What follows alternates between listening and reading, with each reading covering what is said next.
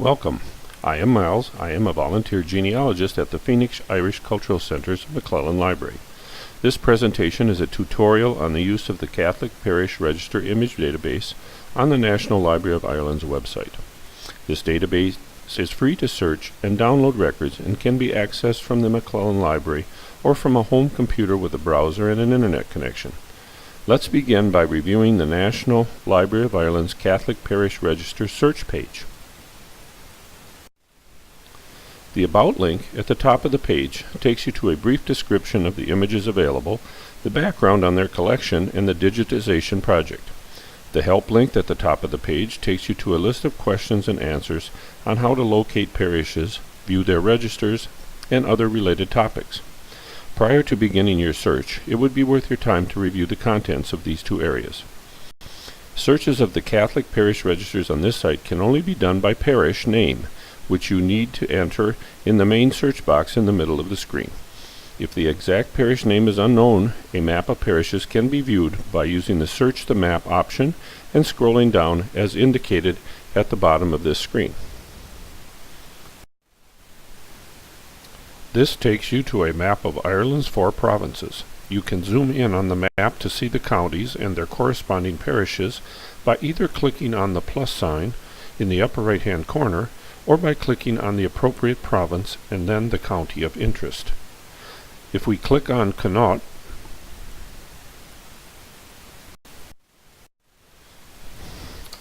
and zooming into the county level produces a map of the 32 counties of the entire island of Ireland as shown on the left, which includes the Republic of Ireland and Northern Ireland.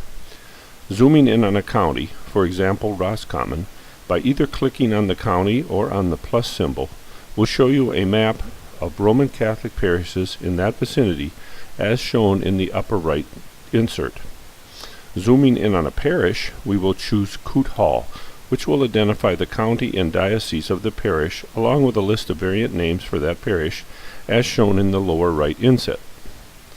This map function is very useful when trying to identify the correct Catholic parish. Another way to determine the parishes in a county is by using the Civil and Roman Catholic parish maps from the new Genealogical Atlas of Ireland by Brian Mitchell.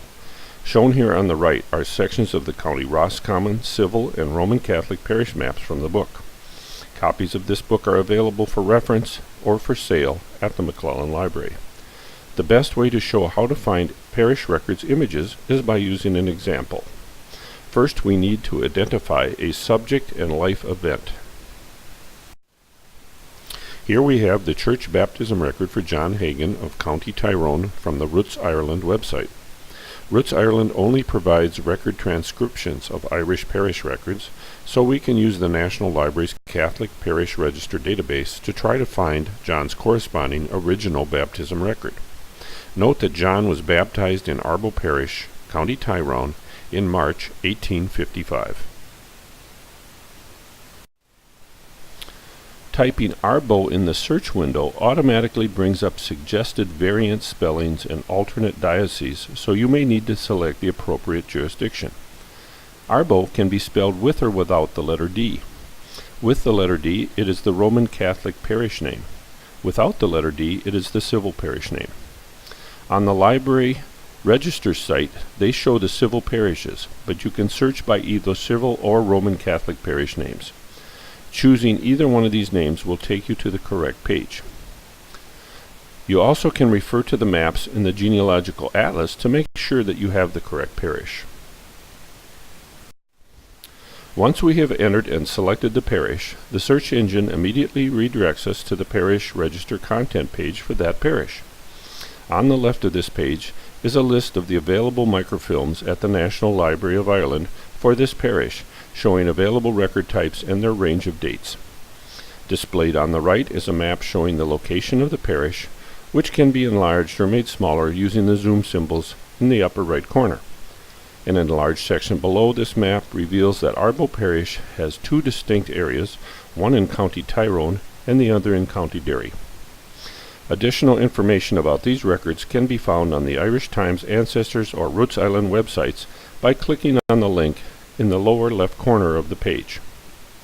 If we select Irish Times Ancestors, it brings us to the Irish Times Ancestors webpage and lists the known copies of Roman Catholic parish registers for ARDBOE Parish with links to other repositories and online sites such as the Family History Library in Salt Lake City, Utah, or PRONI, which is the Public Record Office of Northern Ireland. Use of the Irish Times website, and this page in particular, is covered in detail in a separate tutorial. Going back to the previous screen and selecting Roots Ireland at the bottom of the screen takes you to the Roots Ireland homepage. The Roots Ireland site provides transcriptions of Roman Catholic and other church records, not images of the originals. A Roots Ireland search can be used to identify the parish and date of a church-related event for an individual. With that information, you can return to the National Library's Catholic Parish Register site and locate the original record's image. Roots Ireland searches will be covered in detail in a separate tutorial. Returning to the Parish Register content page, we then select the microfilm that covers the date range that should include the 1855 baptism for John Hagan. In this case, it's microfilm number 05583/05, which covers November 1827 to December 1860. So this is the one we want.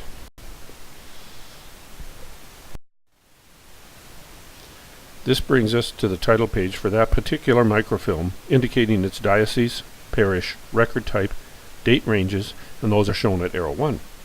Before searching for an image, let's review the functions of the controls on the toolbar above the title page. At arrow 2, number 1 allows enlarging or reducing the size of the image. Number 2 is for downloading the image. Number 3 is for printing the image. Number 4 allows you to lighten or darken the image. And number 5 allows increasing or decreasing the image's contrast. Number 6 toggles the image between a positive image or a negative image. This can be used to change the image display from black printing on a white background to white printing on a black background in order to increase the readability of hard-to-read documents. Number 7 allows resetting any image adjustments you may have made. Number 8 gives you a multiple image thumbnail view of pages. Number 9 gives a full screen view. The scroll bar at arrow 3 can be used to browse through the microfilm images. This is especially helpful when an exact date of an event such as a marriage or baptism is not known. Next, let's look at filtering the results by selecting a record type and date. First, click on Filter Events/Dates, shown at arrow number 1. This will reveal pull-down menus for selecting the desired event, its year and month, as shown in the blue box. For John Hagan's baptism, we select Baptisms, 1855, and the month of March. Next, select Apply as shown in arrow 2. We are taken to the page containing images of original baptism records for the month of March 1855. Using the toolbar option to zoom, we can locate the March entries. Here we find March 18th, 1855 baptism for John Hagan, the son of John Hagan and Jane. The D-O after Jane's name means ditto, indicating her last name is also Hagan. The SP stands for the sponsors, who are listed on the following line as Phyllis Hagan and Catherine Molan. So next, let's locate a marriage record image. First, we need to identify a couple and their marriage date and place. From FamilySearch.org, we find the marriage record of Michael Meely and Bridget Connolly, who were married February 1876 in County Roscommons, Cam, and Kiltoon Parish. Notice Bridget's first name and the first names of both fathers are recorded in Latin. Next, going back to the National Library's Parish Registers website, we enter CAM on the Register search page, and the system automatically brings up Kiltoon and Cam, Diocese of Elphin. Selecting this parish takes us to the Parish Register content page. Notice that the parish name is listed as Kiltoom with the B, which is one of the variant spellings for this parish. The microphone listed at the bottom of this screen covers marriages from 9 January 1865 through 7 November 1881. Since the 1876 marriage record we are looking for falls between these dates, we select this microfilm.